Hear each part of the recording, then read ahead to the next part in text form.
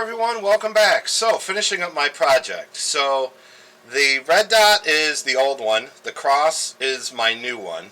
I just put some bigger bolts through the new mount to hold it to my head. My old laser pointer is still back here, and the new one is here, as you can see.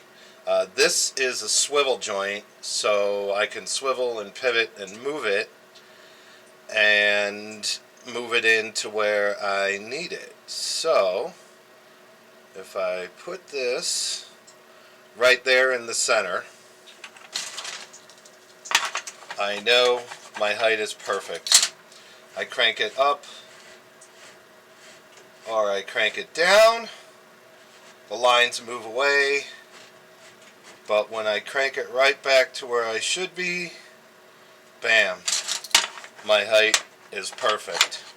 And I don't care what I put in there. I can crank this all the way down like this and put any old block of wood in there, so you can see I've raised my height 3/4 of an inch, whatever. Move it around. When I crank my bed, when that dot hits the center, we are perfectly in focus. So that's it. That's my project. I wanted to share with you guys.